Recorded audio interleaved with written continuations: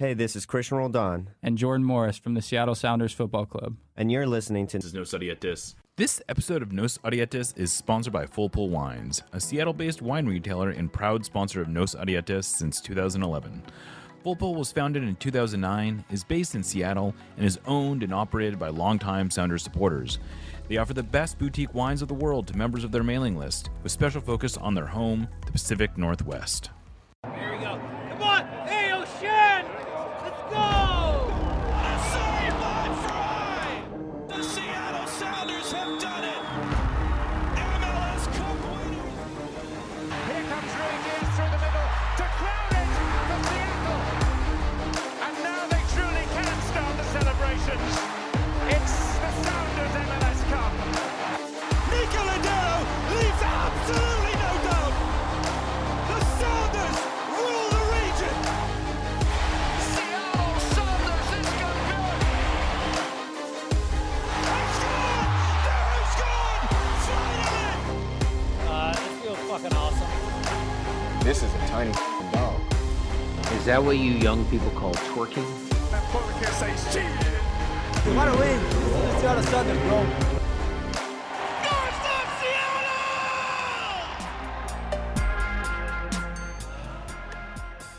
Welcome back to another episode of Nos Odietis. I am Jeremiah O'Shan. Joining me today is Ryan Rosenblatt. That is a name that you may recognize from ESPN FC, but more recently, you may recognize his byline from Sounder at Heart. Ryan is also a Galaxy fan, so I figured what a great time to have Ryan on and talk about this upcoming game. Welcome to the show, Ryan. Hey, how's it going? Welcome back to the show, actually. I think we've talked to you about the Galaxy before. Yeah, Maybe we've done this a couple numerous times.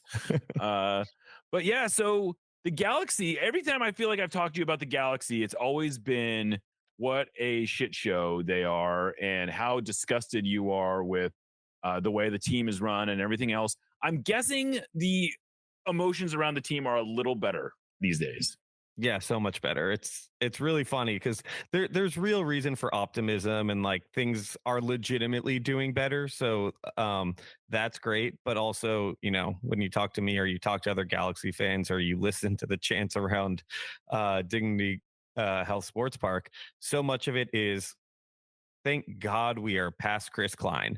And, you know, I think they're actually doing a good job. But when, you know, the bar is on the floor, things feel a lot better. And so at some point, the bar will be higher than not Chris Klein. But, you know, for now, that's the bar and they are clearing it by leaps and bounds. Yeah. So I want to say the last time the Sounders played at Dignity Health, that is the name of it, right? Dignity Health. Yeah, we're on name 4 of this stadium. So the last time they played in Carson, that was in the middle of the Chris Klein protest period. And if I remember correctly, supporters groups were actually boycotting the game. And it was like the vibes were about as bad as they could be in the stadium.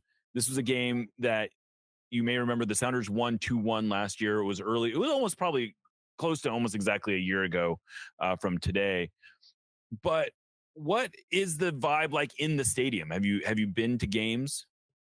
Yeah, I caught one of them this year. So I was back at one of them, and it's just joyous. I think there's kind of a freeing feeling from the fans. Like there's not a guilt. There's not like a, do we actually like this team? Like people are showing up to see their favorite soccer team play and are excited to hang out with their friends and watch a soccer game, which is like the most basic thing that we all do when we choose to support a team.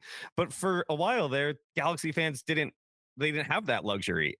It never felt good. And so, you know, now fans are just excited to be like, we came to the game. We hung out with our friends. We talked about what we thought was going to happen. We watched a game. We were excited by it. We went home and just like did a very normal thing.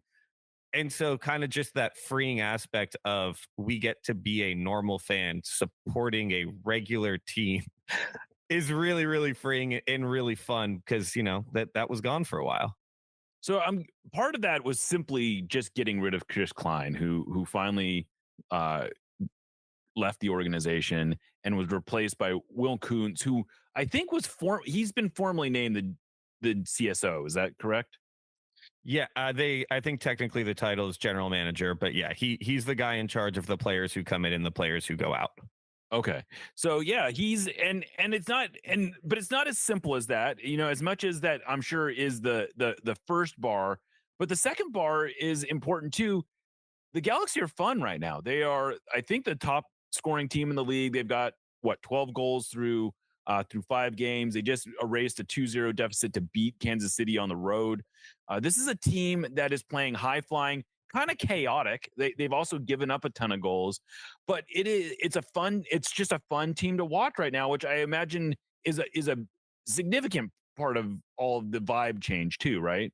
Yeah, I mean the team is really fun, and I think it's a combination in terms of the vibe change of the team is fun, and the team is fun in large part because of players that were brought in this winter. And you talk about Will Kuntz, he came in actually previous under Chris Klein, but then was after the dismissal of Chris Klein was promoted and given that power.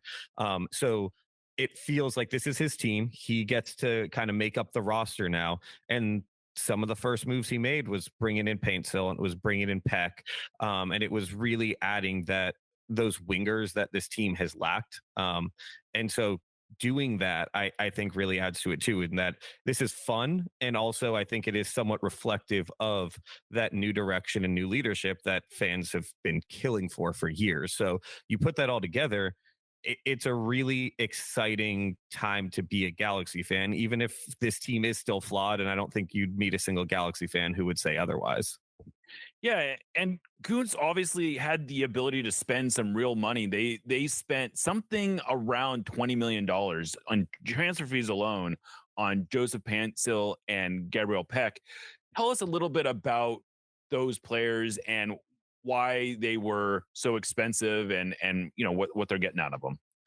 I mean, in Paintsill's case, it's really straightforward. You're talking about buying a guy in the middle of his prime, who was playing in Europe. He was playing in competitive matches at a relatively high level with Genk. I mean, that's a club that tries to compete and make the Champions League. That's a team that's trying to make the Europa League, who thinks they can win games there, thinks they can win their league, rightfully so. So, I mean, you don't go take a guy in the middle of his prime, he's 26 years old, bring him over at a high level from a club like that if you're not going to pay a lot of money.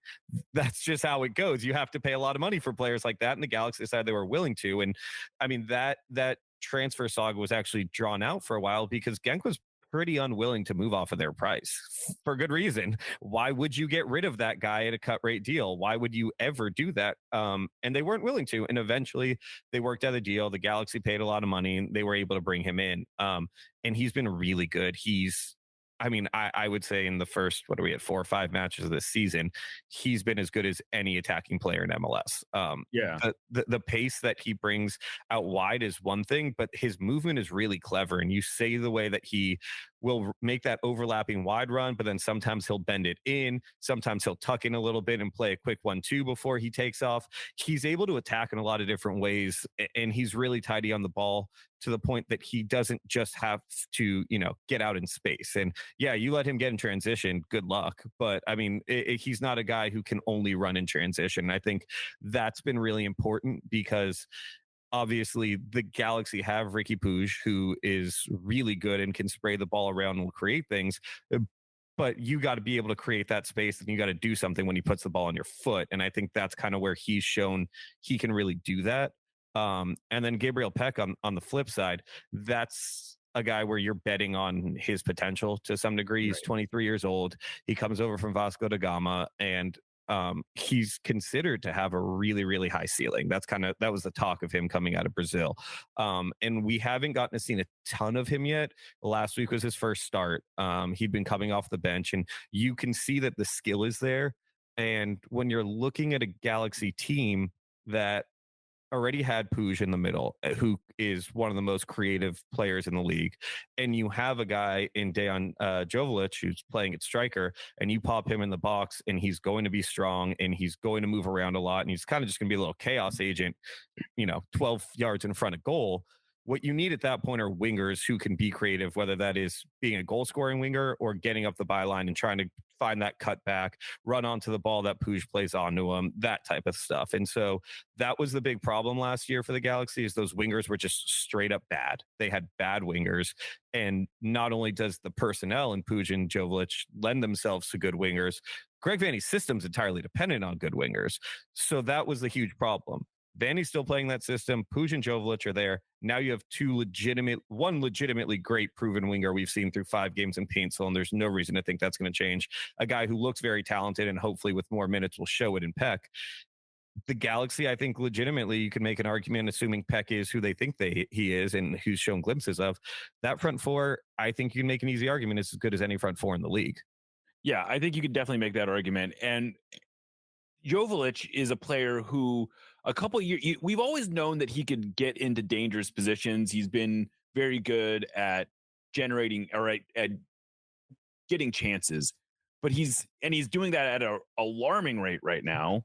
But he's also finishing at a pretty good rate as well. Is there something different about his game, or is he just sort of growing into having so much talent around him?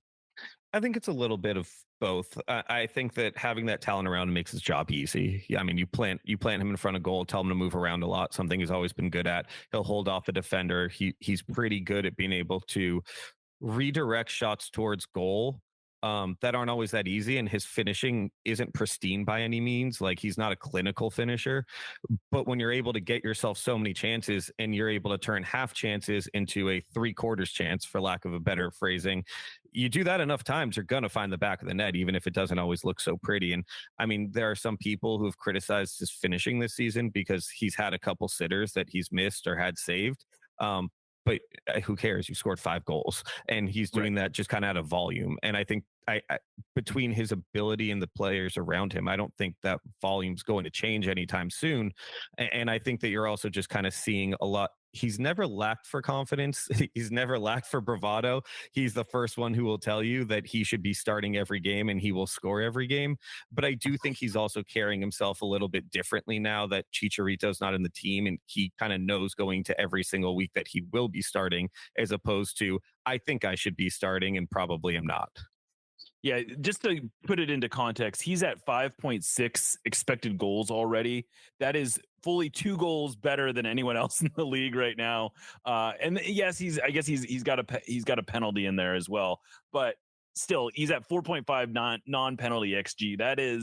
That's very good. In case anyone is wondering, he's averaging about a 1 expected goal per game, or non-penalty expected goal per game, which is, that's just not a thing that we are used to seeing, especially from people not named Messi or Zlatan.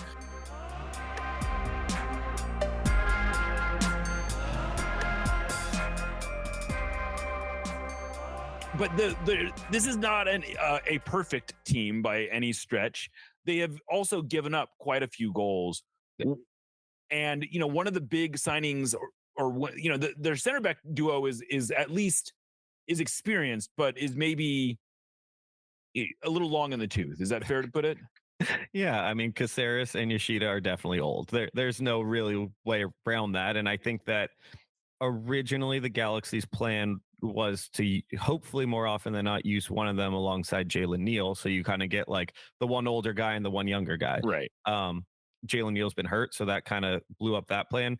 However, I think that was also kind of always a little bit foolish, because while Jalen Neal is young, he's not a super fast center back. Like, that's not really his game. And I'm a big Jalen Neal fan, but I don't think that he's really bringing a huge stylistic difference to what you're getting out of the older partners that you would put him with. I think that teams that could attack the Galaxy with pace were always going to cause them problems, even if Neal was out there. And I think we've seen that to some degree with that center back pairing. I think some of the leakiness we've seen from the Galaxy defense gets fixed as Gaston Brugman plays more. And he was able to come off the bench last week, and you saw immediately, not only did the defense get better, but that allowed Puig to push further up the pitch. And if you look at his touch map from last week before and after Brugman came on, it's it's night and day, and he doesn't have to drop deep to get the ball anymore. He's more dangerous on the ball. The threat of him being on the ball further up the pitch pins defenses back, and it makes it harder to play in transition against the Galaxy. It really brings everything together. I think he's a huge part of making this team work defensively as well. But I mean, more than anything right now, the problem is, and this is an area where like being an older center back pairing and having some older players back there shouldn't be the problem. They're getting eviscerated on set pieces defensively. And that's kind of the next thing they have to figure out, because if they don't, you put a real hard ceiling on how good this team can be if they can't stop anyone on set pieces, which has been the case so far. Right, and they gave up 2 goals. That's how they fell behind Kansas City last week, is giving up 2 goals on set pieces, right? Yeah, both their goals were on set pieces. They'd given up a couple more early in the season on set pieces. I can name a couple other times they gave up great chances from set pieces that just, got saved or missed the frame. It's through 5 games. This has been an every game problem. They're defending set pieces terribly. And that's where I say, I mean, Caceres and Yoshida, like their age probably isn't a problem on set pieces. Right. You're playing them with Mickey Amane, who's the new right back. He is a smaller guy, but again, you have experience out there. That's a guy who's played internationally. He's played for a long time. They're not the biggest team in the world by any means, especially when you get to some of the guys up front, but they're not a small team. There's nothing inherently wrong with their ability to defend set pieces when you look at their 11 or their 12 or their 15, whoever they're going to play. They've just been really bad at it. And until they figure out how to fix that, that's going to be a problem. So you mentioned that Gaston Brugman is essentially on the mend. He has come off the bench in 4 games. Is he at the point now where you're expecting him to start, or is he not quite back to starting level? I mean, it's been entirely unclear what that issue is, or like the extent of it, because we've kind of been hearing he's been getting better, he's been feeling better, and for a couple of weeks now we thought that would translate into starting, and it hasn't happened yet. I mean, we heard Ricky Puig and a couple other players said that he changed the game when he came on, how important he is. Greg Vanny's talked about it. So I don't think at this point I'd be shocked to learn that this was in any way a tactical decision. And I think there's a degree of, we're getting results. The team's undefeated. This is a guy who we're going to really lean on heavily as the season goes on. Let's not push him until we have to. But it's been a couple weeks of, this might be the week he starts, and then he didn't. So if it's not this week, it'll probably be the week after. But I think either way, you're going to see more minutes out of him. And that's in the spot where Edwin Cerrillo is basically starting now. Is that right? Yeah, presumably. I guess we could see that. Delgado and Cerrillo have played kind of behind Puig, and I think that to some degree you just kind of assume that Brugman will slide into that spot. But until we see it, I think Cerrillo's actually played really well this season, better than expected. And Delgado, he's a known quantity, and that's fine. But I also wouldn't be surprised if in some games this season you see a Cerrillo-Brugman pairing there, and Delgado heads to the bench. But yeah, I would guess that he would come in for Cerrillo at least to begin with. So not to get too far ahead of ourselves, but what's the ceiling on this team? Is this a team that you think is a MLS Cup contender, or is this more of a burn brightly, but you aren't quite ready to trust them? I'm certainly not ready to trust him right now. I think, to my point, get Neil back, I think you still need another center back with a little bit more pace. So listen, it's MLS. You can make a lot of signings in the summer. If they go find that center back, if they tweak some of the things around there, I think they could probably add another midfielder, because I think if you're entirely dependent on Cerrillo and Delgado in the middle there, you're probably a little bit light. So there are changes you can make, and the depth could be a little bit better. John McCarthy has also proven that, you can win an MLS Cup with him, obviously. Right. I don't think he is the greatest keeper. I think that's an area where if you could, and, salaries allow, and whatever you can find, I think you could probably look for a little upgrade there. So there are areas I think that they could upgrade in the summer and make that leap. But if you told me, you're taking this team into the playoffs right now, I don't think there's a chance they could win MLS Cup, but I do think that's a team that could beat literally anybody in the playoffs and win a round or two. Sure. That seems all quite fair. So, you have started doing the we're doing a tiered power ranking over. I don't know if we're allowed to call it a power ranking or not. Sure, why not? Well, for the purposes of this show anyway. give us a little sneak peek. Who do you have at the top right now? How far down have you dropped the Sounders? I mean, and I'm not saying this to pander here because this is a thing that has happened for several years now. Everyone gets mad at me who's not a Sounders fan because I don't drop the Sounders as much as they think I should. They have too much built-in equity for me to drop them that far. I mean, I'm just not going to bet against this front office. I'm not going to bet against Brian Schmetzer. I'm not going to bet against the talent on the field. I'm lower on them than I was preseason. For sure. But like, I mean, realistically, I mean, if I'm going to think it through at this moment, I will have them lower. But if you were to ask me like, hey, where do you think they legitimately will, rank in the West? I'm like, I don't know, 4th. Like, I'm not really that down on them. I actually think that this is still a really, really good kind of base here. I think the interesting thing is when you look at kind of where they fit in, I was kind of high on Minnesota preseason, and I think that they have delivered upon my optimism and then some. I would say so. Yes. Yeah. Like I really like that roster, and I think that everything on that roster makes sense. I think there were aspects of the way that Heath managed that team that kind of restricted some of that talent there, and we'll see what Ramsey does. I mean, obviously we have no idea what we're getting out of him as a manager, but I've got to think that that's going to go well. The Galaxy are obviously looking better right now. And so like, I think you look at it, if you bet on the Sounders getting better, if you bet on LAFC using those DP spots to strengthen that team and be able to create a little bit more, I think you're looking at a much more competitive West. And then that kind of brings me back, if we're looking at the Sounders, I don't know, like, even if I'm a believer in the Sounders, you might be a real big believer in one of these teams, and they might only be, I say 4th, but maybe they are the 6th best team in the conference, just because I think that competition is a lot better this year. Definitely on paper, it seemed like everyone was in agreement that the West was by far the weaker, less competitive conference. And then here we are, where some of the breakout teams early in the season look like they might be Western Conference teams. Like you said, like everyone had sort of written off, maybe not written off, but I don't think a lot of people had the Galaxy or Minnesota very high in the Western Conference rankings. And yet right now they're maybe the 2 best teams in the early going. Do you feel like the balance has shifted that much though between West and East? Is it still a bunch of teams in the East and then the West bringing up the rear, or is it a little bit more even in that top couple tiers? I still think the best teams in the league are in the East. I mean, give me either Ohio team.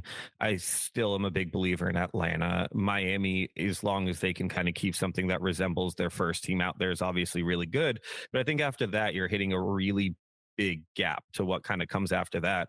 And I think while the East has all the best teams, I think if you ask me which conference has more good teams, I'm certainly saying the West. And so I think there's a depth of quality there, even if it doesn't have really like the top end teams that the East has. That's fair. Well, Ryan, once again, thank you for joining us. You can read him on ESPN FC. You can read him periodically on Sounder at Heart as well. I don't know. Are you still doing Twitter? Yeah, I'm still there talking about, whatever other dumb thing that has come upon that day. I know I'm with you. I can't quite quit it, but thank you for doing this, Ryan. It is always a joy to talk to you. And I'll bid farewell. Sounders are going to be playing Galaxy, in case you don't know, 7:30 Saturday. I guess MLS season pass. I am Jeremiah Oshan. This is No Sadietes, and we will catch you next time.